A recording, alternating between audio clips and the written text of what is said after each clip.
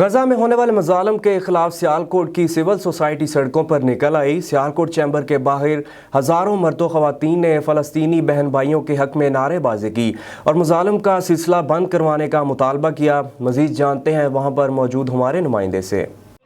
فلسطین میں ظالم کے خلاف احتجاجی مظاہرہ ہو رہا ہے۔ چیمبرز کے کمبرز کے بعد سول سوسائٹی کے مرد اور خواتین احتجاج کر رہے ہیں۔ ان کا مطالبہ ہے کہ فلسطین میں ہونے والے ظلم کو بند کیا جائے۔ کہنا چاہوں گی فرسٹلی کہ ہمیں UN پہ ڈپینڈ نہیں کرنا چاہیے۔ فلسطین یا UN یونائٹڈ نیشن کا ویٹو یوز کر کے 3 دفعہ جو ہے وہ سارے اسلامک جو ملکوں نے مل کے فیصلہ کیا تھا اس کو انہوں نے کینسل کر دیا اپنی ویٹو پاور سے۔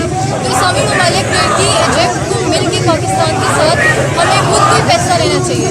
ہم افغانستان کا حال دیکھ سکتے ہیں، ہم چائنا کا حال دیکھ سکتے ہیں، ہم فرانس کا حال دیکھ سکتے ہیں۔ ہم یہ فلسطین کے ساتھ نہیں ہونے دے سکتے کیونکہ یہ صرف آج کی بات نہیں، یہ 70 ایئرس سے ان کے ساتھ ہوئے ہیں۔ تو اگر چاہوں گی کہ جب تک ہم مسلمان ایک ساتھ ہو کے اس ظلم و ستم کے خلاف آواز نہیں اٹھائیں گے تب تک کچھ نہیں ہوگا۔ تو اپنے گھروں سے نکلیں، فلسطین کے لیے آواز اٹھائیں اور جہاں تک ہو سکے ان کی مدد کیجیے، ان کے لیے آواز اٹھائیے۔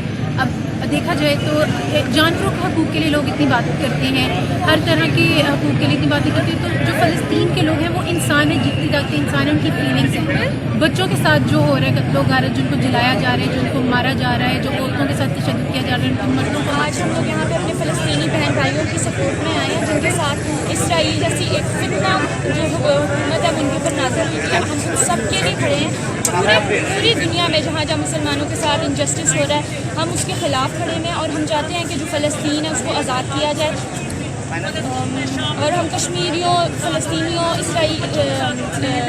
سیرین، روہنگا مسلم سب کے لیے کھڑے ہیں یہاں پر کہ ان کو آزادی ملنی چاہیے۔ ہم سب کو ایک امت بن کے یہاں پہ کھڑے آنا چاہیے۔ آج مظاہرین نے مطالبہ کیا کہ فلسطین میں ہونے والے مظلوم کے خلاف عالمی برادری کو نوٹس دینا چاہیے اور مظلوم کے ساتھ دینا چاہیے۔ رانا محمد خلیل، M5 نیوز، سیالکوٹ۔